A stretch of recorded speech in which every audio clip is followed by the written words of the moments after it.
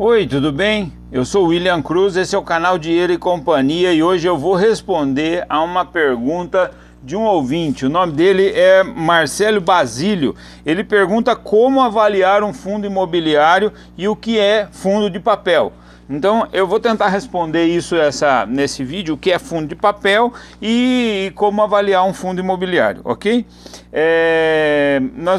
Nós vamos falar basicamente sobre o que é um fundo de papel hoje, tá?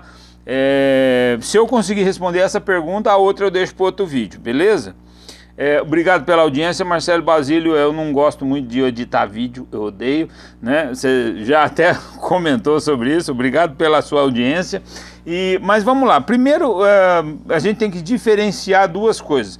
Primeiro, o fundo de papel, ele não é um fundo de tijolo. Então, o que é um fundo de tijolo? O fundo de tijolo é assim, um fundo imobiliário que é um grupo é uma aglomeração de dinheiro, certo? Quando se lança um fundo imobiliário é um monte de cotinha que você dá um IPO lá, você lança um fundo imobiliário na Bolsa de Valores e aí os caras vão lá e compram, todo mundo compra, junta um monte de dinheiro, né? É como se você estivesse fazendo uma reedição lá, o direito de subscrição, então ele lança novas cotas, aumenta o fundo, sabe aquela história? Então, aumenta o valor do dinheiro, então quando você lança um fundo imobiliário, você arrecada o dinheiro. Aí o gestor do fundo imobiliário, ele vai fazer duas coisas, ou ele vai ser um fundo de tijolo ou vai ser um fundo de papel. O fundo de tijolo compra imóveis, então ele vai comprar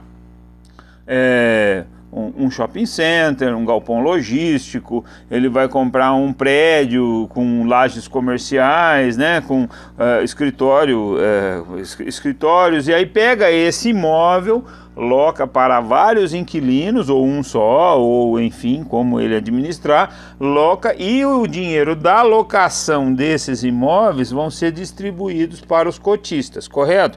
Vai pagar aluguel e esse aluguel volta para a mão dos cotistas. 95% do valor arrecadado que sobra, com menos as despesas, é o que deve ser distribuído mensalmente por lei, para os cotistas do fundo imobiliário. É bem simples, né? Você tem inquilino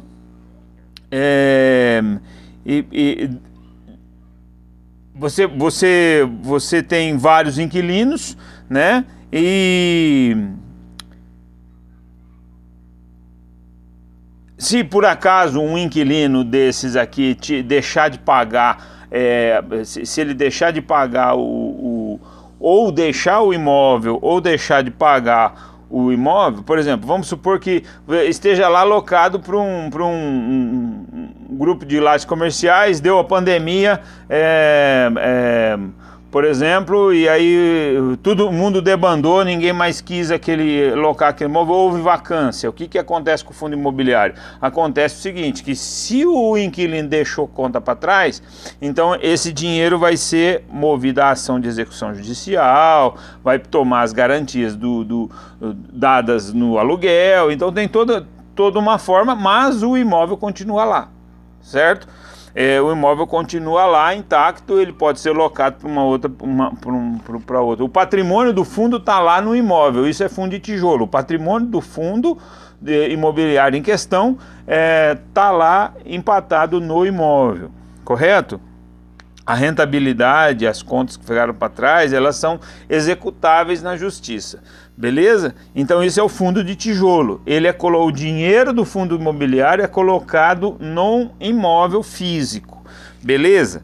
Esse é muito simples. Fundo de tijolo é colocado num imóvel físico. E agora o fundo de papel, propriamente dito, é um fundo de recebíveis. Então ele é de crédito, basicamente. Como que funciona? Existem várias formas. Então, por exemplo, uma construtora, e aliás, dentro dos fundos imobiliários de papéis, existem muitas operações, certo? Então, como assim, uma construtora tem um terreno, só que ela não tem dinheiro para construir.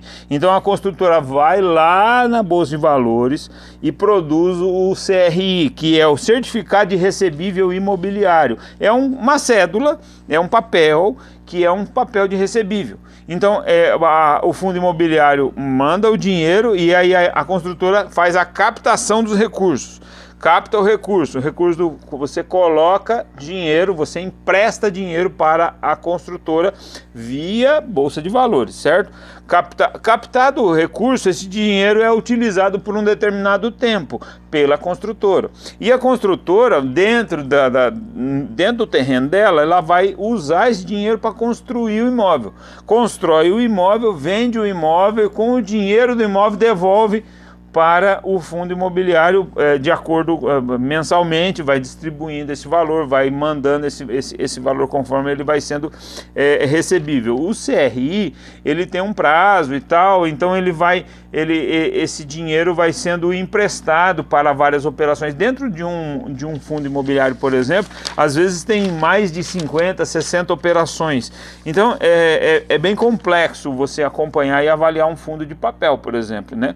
Então, uma outra modalidade é, por exemplo, uma pessoa, tenho um projeto, sou um empreendedor de um resort, e aí eu pego e construo um resort, beleza? Um loteamento. Eu sou dono de uma fazenda, fiz um loteamento, e aí eu vendi parcelado, e eu tenho aquele loteamento para receber. Eu tenho aquele financiamento para receber, eu propriamente, loteadora, eu fiz o loteamento e você comprou, você, o William, William, né? Ou o nosso amigo lá, como é que é o nome dele? O Marcelo Basílio. Aliás, Marcelo, você é meu xará, viu? Marcelo Basílio, eu sou William Marcelo Brandolin Cruz, meu nome, tá? Então, eu também sou xará, eu sou xará do segundo nome. Então, eu construí um resort ou fiz um loteamento e aí eu tenho um fluxo de recebíveis. Então eu loteei isso e aí as pessoas físicas compraram aquele terreno. E eu tenho um fluxo que entra todo mês, certo? Então eu produzo lá na B3 um CRI. Então uma cédula, um certificado de recebível imobiliário que você vai receber em meu nome. Então, e aí eu capto esse dinheiro, esse recurso de forma presente, né, hoje, e o fundo imobiliário é que vai receber futuramente. Todas essas formas, existem outras formas, né, você pode construir eu tenho dinheiro para construir um imóvel, mas até a metade, aí eu produzo um CRI, e aí eu pego o dinheiro e termino de construir, e aí tem meio a meio, quer dizer, existem fundos de papel que tem até 60 operações dentro. Então, o mais importante de tudo, quando você vai avaliar um fundo de papel, é saber quem é o gestor. Então, na sua avaliação, você tem que ver como que o gestor toma suas decisões, por exemplo, quantos empreendimentos são, se existe uma diversificação dos empreendimentos, a avaliação vai passar pela gestão. Então, quem é o gestor, se é um gestor conhecido, se é consolidado, se aquele fundo imobiliário de papel ele tem histórico, se ele tem há quantos anos existe. Então, tudo isso tem que ser levado em conta, tá?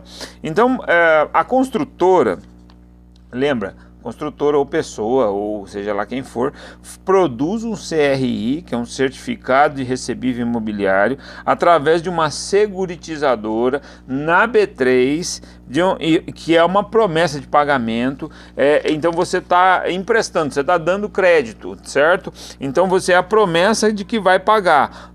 A construtora não tem todo o dinheiro, ou ela não tem nenhum dinheiro, ela só tem o terreno, né? O importante, lembra disso, o importante é a gestão do fundo. Então você tem que ter um bom gestor para esse fundo imobiliário ser um bom fundo. Mas qualquer modalidade é de extremo risco.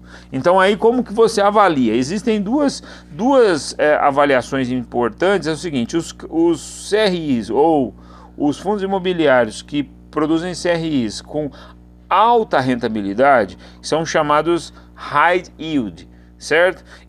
A maior rentabilidade tem que ter maiores garantias. Então é um crédito com qualidade menor, com alto risco. O risco por quê? Porque tem muitos juros, então vai pagar muito, então o risco é grande. Pagam mais, tem maior risco, né? Os maiores riscos produzem maiores garantias. Então existe uma frase que é muito errônea. As pessoas falam assim: operações sem muitas garantias, são operações menos seguras. Então isso não é verdade. Então depende da gestão, de como é que o gestor toma as decisões dele. Então não é porque você não tem muitas garantias que você vai ter uma operação menos segura. Isso não é verdadeiro. As operações com muitas garantias, elas são operações mais arriscadas. Então, e elas geralmente são high yield, então elas pagam mais, né? Então é muito variável isso. Então lembra que você tem que olhar o gestor em questão. Agora as high grade, eu não manjo muito de inglês, você já percebeu, né? Então a qualidade do crédito melhor vai pagar menos, porque a qualidade do crédito é melhor. Então tem uma empresa muito consolidada, você exige menos garantia dela, porque ela é consolidada e ela tem menor risco, então não precisa de muita garantia, você vai pagar menos e aí você tem o investimento vai ter um retorno menor. Então veja, aí você tem uma operação com poucas garantias com um lucro menor.